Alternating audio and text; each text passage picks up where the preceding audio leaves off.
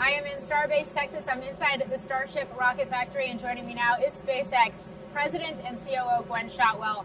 Wow, it's great to be here. Thank you, Morgan. I'm so glad you could make time to come down to Starbase. It's an incredible place. It really is incredible, and I want to get into Starship specifically here in just a moment. But first, huge moment right now with SpaceX poised to go public, not just for the company, not just for the space industry, but for markets, for the world overall. Why go public? Why now? So it's interesting. I wasn't sure we would go public. Having a private company was important to us early on because we really weren't focused on quarterly financials. We were so focused on the long-term outlook for the company. But we've gotten so many of the building blocks completed for so many of these different business areas, it actually feels like the right time. Now, there's still development left to do. We still have work to do on Starship. We've got work to do on Starlink, but we've got the building blocks there, and now it's time to scale. What is being public enable that being private at this point does not? Capital. $75 billion, give or take. Give or take. Minus Yes. $20 billion to pay down debt. Yeah, scaling is very expensive, actually. And the things that we're doing cost a lot to do. But I don't even want to just focus on the financials. We've been feeling over the last few years a lot of pressure from everyday Americans and our friends that wanted to buy stock. And there was just no way for these folks to get in. Unfortunately, probably some got scammed, but there was no way to buy SpaceX stock. And it feels like a company that, great people should be able to own a piece of. It's interesting to hear you say that because obviously SpaceX has rewritten their space and defense playbook. Are you rewriting this retail investor playbook too with this IPO? I think we'll see what happens, right? But certainly letting everyday Americans and everyday people purchase the stock was a big focus for Elon and the team. Yeah, I want to get into the businesses themselves, but first, just one more question on all of this, and that is, you just mentioned the long lead times. I mean, SpaceX has famously done things that everybody else has said was impossible, whether it's broadband LEO or whether it's reusable rockets. I could go down the list, but all of this takes time. To be a publicly traded company, now you're dealing with investors that are thinking on a quarterly basis, and any headline can move the stock. So how are you adjusting to that? So I hope the folks that do decide to invest in SpaceX take a look at our history and see how we do operate and become comfortable with the way we operate, right? Our horizons are very long term. I do not want to focus on quarterly earnings. I'm not saying we're not going to do right by our investors, but what folks that invest in SpaceX AI need to know is they need to know that what we're doing is very futuristic, and we should be thinking about the future as well as the current quarter. Yeah, and 300-page plus perspectives that is very focused on the future. But out of the gate, what should investors be focused on judging the company on right now? Well, I think for sure you need to look at our track record. It's funny, Elon jokes that we make the impossible, we just make it late. And people say, oh, you're moving so quickly, and we feel like we're actually behind. We always feel very behind. I do want people to basically look at our track record, look at our history. We do really difficult things. We do bring them to product level. In fact, XAI is definitely starting to be product focused. It was very much a lab, very much a research organization. And now, after the acquisition, and obviously they were focused on product more than just when we purchased them, earlier than that, but they're definitely focused on product now. I just want to go back to something you said about that tend to be a little late, but you always get it done. Yep. How to think about that in terms of forecasts and managing investor expectations around timelines, because it's a little different than what you usually hear. We're very candid. I mean, some people look at us as a very quietly, not very public company, and I don't mean it in the financial way. I think we put a lot out there, actually. I think we're quite candid about what we're trying to do, the risks involved, and when we're late, we're late. Like, it's pretty obvious when you set a launch date and you don't hit it. So I think we're pretty candid about kind of the hurdles in front of us, and if we're late or if they have a misstep, we'll be very clear about that and why. And by the way, I think it's actually really important to have failure. If you don't have failure, like, if a launch goes perfectly, all you've learned is that launch vehicle on that day worked. You didn't get any more data than that, right? So when you have failure, you actually get this treasure trove of data. So failure, whether it's in the development phase, obviously you don't want failure on the mission phase, or failure in missing milestones from a time perspective, you learn from that and you get better. Yeah, part of the innovation process within SpaceX. Let's talk a little bit about Starlink, because it is the profit driver of the broader company right now. What does full completion, or I guess, where do we top out here in terms of the build out of Starlink? It's interesting. I never really think about topping out. It's just not in the mind frame. So the early satellites, we still have some very early satellites up in orbit. They're not as good as the latest ones, and they certainly don't have as much capacity as the V3s that will be flying later on this year on Starship. And so I feel like we will continually refresh the old satellites that we have, and we'll add a lot more capability. We are actually constrained by capacity in many markets, really important markets. So scaling is actually really quite important to the revenue story for us. Meaning there's more demand than you can actually supply right now? There's more demand than we can fulfill right now, yes. Okay. Starlink Mobile, how big is that opportunity? I think that opportunity is huge. If you were to look at numbers of subscribers, I think Starlink Mobile will far exceed Starlink broadband in the home. I think more than half the population, the global population, has a cell phone, which is a shocking, but it's crazy numbers of people have cell phones. Not everybody is going to need broadband, a Starlink broadband in their home. There's lots of other options as well. But I think the numbers of users of Starlink Mobile will far exceed our Starlink broadband. Yeah, you just mentioned it. Whether you're talking about the V3 Starlink satellites or some of the other capabilities that you're looking to put to orbit here, it's going to hinge on Starship. So in terms of forecasts, what it's going to take to get Starship to full operation and service? So we had a great most recent flight, Flight 12. Flight 13, we're going to largely do what we did on Flight 12. We obviously had some things that weren't perfect on that flight for sure. So we'll improve that, we'll fix that, learn that lesson, address it, get back to Flight 13. I hope on Flight 14 we'll follow basically the same flight, with the exception if we feel like we can actually go to orbit, then we would actually have that gate and have the FAA let us go to orbit on Flight 14. And then maybe Flight 15 actually flies from the Cape. Wow. We'll see. Okay. Yeah. How are you thinking about launch in-house versus out-of-house for government customers, commercial customers over the long term? What I think is really important with launch, or really with almost any tough engineering development, is you want to do that thing a lot. Like production cars tend to be more reliable than the hand-built one-off cars, right? The more you can fly a vehicle, the more reliable it will be, the safer it will be. Starlink provided that market for Falcon 9. We flew, 100 Starlink missions in a year, right?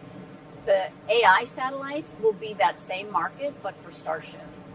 And so we find the AI satellites to be incredibly important to the development of Starship. And do you think you can get them going by 2028? Because I saw in the prospectus that targeting as soon as 2028 to begin deploying some of these AI compute satellites. There's also a severe lack of atmospheric cooling in terms of challenges, hardware degradation from cosmic radiation, a number of other things. What does it take to actually crack the codes on some of these challenges? The AI satellites are to some extent simpler than the Starlink satellites. I think the technology on the Starlink satellites is it was harder to achieve. AI satellites are simpler. I'm not saying it's a slam dunk by any stretch, but I'm not worried about the development of the AI satellites. We do have, we've got some supply chain challenges in front of us. We've got to get solar cells right, and we have to build a lot of chips. Not because we necessarily want to build chips, but I don't think the chip manufacturers are thinking about scaling in the same ways that we're thinking about scaling, or they don't believe us. All right, I want to get into that in just a moment, but first, just one more question on these data centers in space, and that is up to potentially 1 million. Where do they go? How do you manage that many satellites in space? It's interesting. People talk about the size of the Starlink constellation, 10,000 satellites. It doesn't seem like a lot to us. I'm not saying that team doesn't work hard, but so much of it is automated. If you needed 10 people to monitor and babysit a satellite, this would be a total loser, right? But we don't. We have maybe 10 people at a time monitoring the entire 10,000 satellite suite for Starlink. So these are largely very highly automated satellites, and the constellation itself works together in a highly automated way. Okay, so let's go back to the chips. Terafab, joint venture with Tesla. Intel's in the mix as well. What does this bring online in terms of capacity, capability, supply chain challenges being averted here for SpaceX? Yeah, so there's no question that we have a lot to learn in order to get this done, but we are a company of builders, right? We build launch vehicles, we build our launch sites, we write our own software. We're producing some of our own propellants for the vehicles right now too. This seems like a very obvious thing, next step for us. We have a lot to learn. There's a huge amount of equipment that we have to invest in.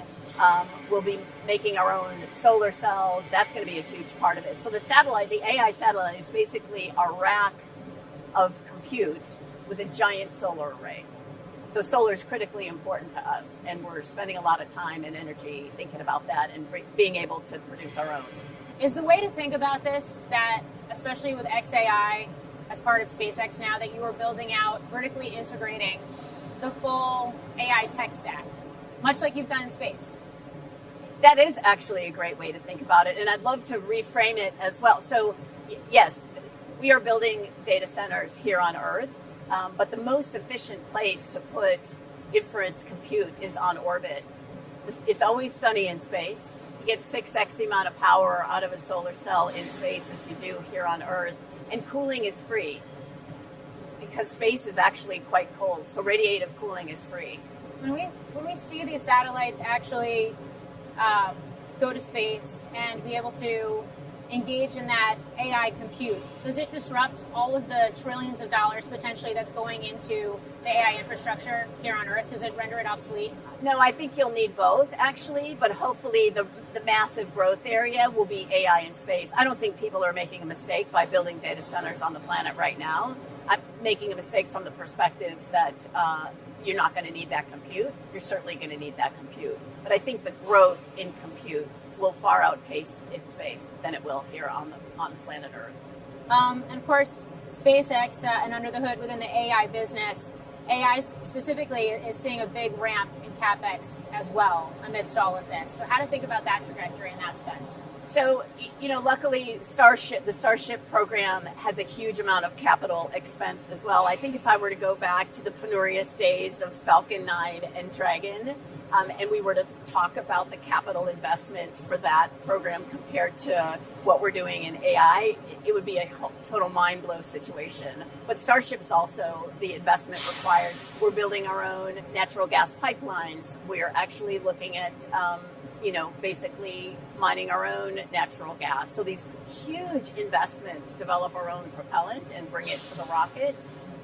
Launch sites are quite expensive. I think you got a tour of our site today. That's billions of dollars of capital out there.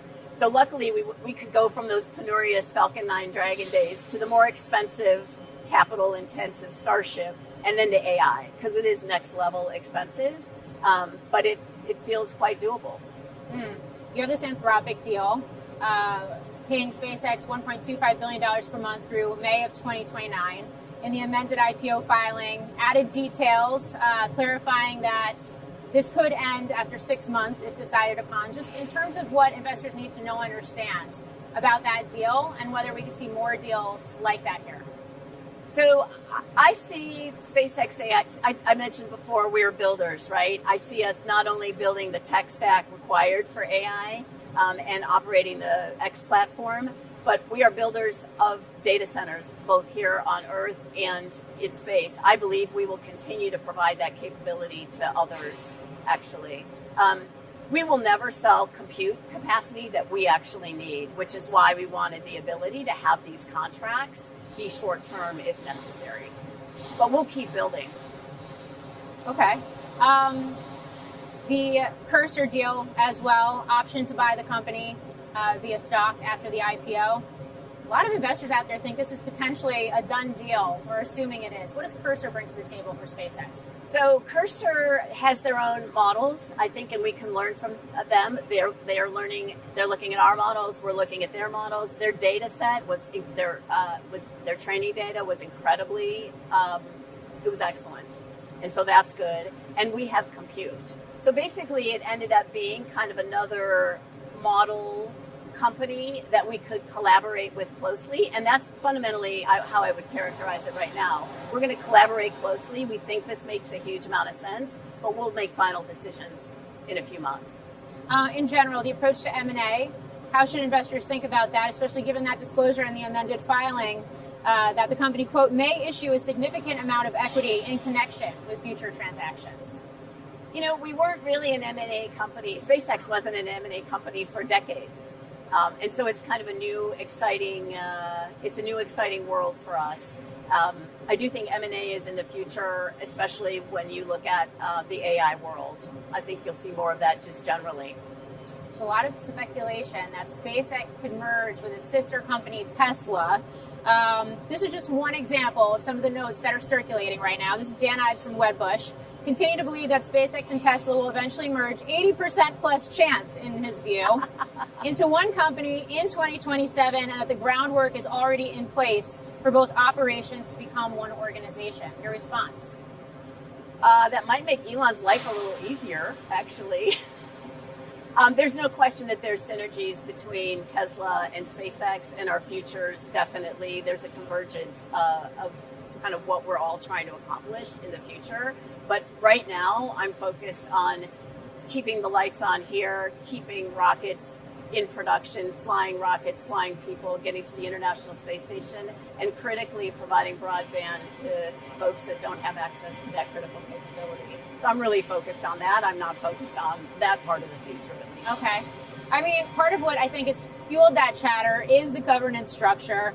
Elon has a supermajority voting rights, controls the board. What do investors need to understand about that governance structure and why it's the right one for SpaceX as opposed There is no one that can run this company other than Elon, frankly. We want Elon to have that kind of control. He's incredible.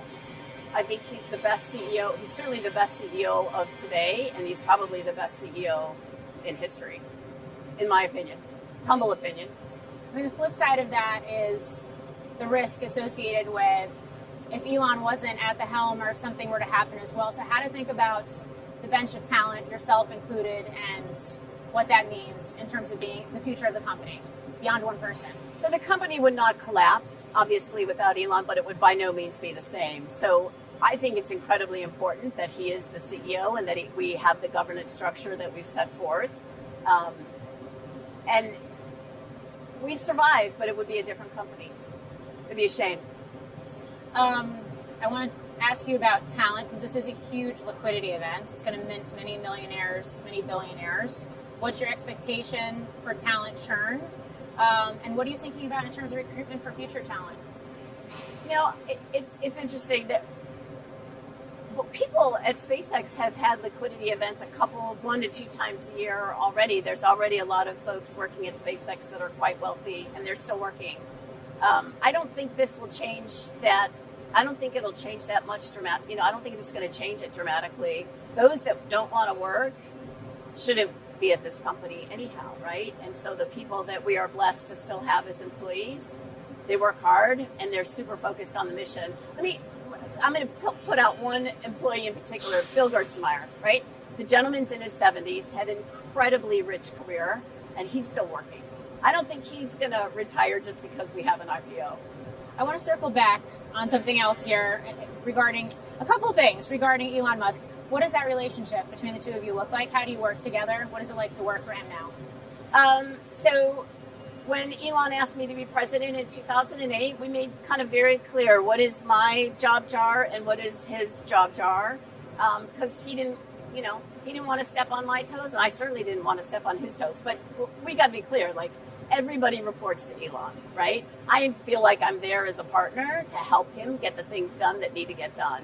And I tend to focus on the day-to-day of the business operations, and he focuses on high-level strategy as well as super deep dive on the technical. But I am going to ask you about Mars as still the North Star here, especially when I look at Elon's pay package, 1 billion shares when certain milestones are met in tranches, including a permanent human colony of at least 1 million inhabitants. On Mars. On Mars. Yep. When do we get there? Do we have 1 million people that want to go there? I'm sure there's at least that many folks that want to go there. Wow, I'm so bad at predicting timelines. Maybe 2040, 2035, 2040.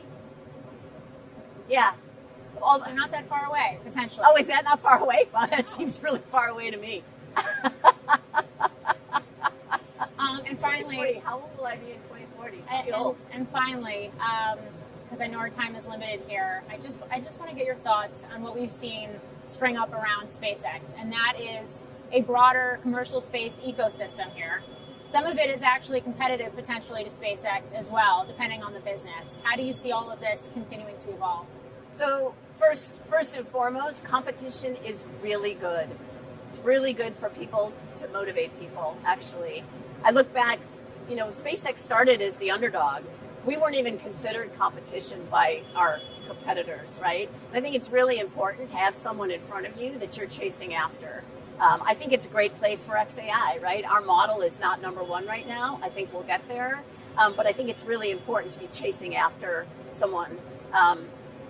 When you're in front, which we clearly are at SpaceX, sometimes it's good to have that kind of kick in the pants to move forward, and competition does that. Okay, Gwynne Shotwell of SpaceX, thank you so much. Thank you. Appreciate it. It's fun. Thank you.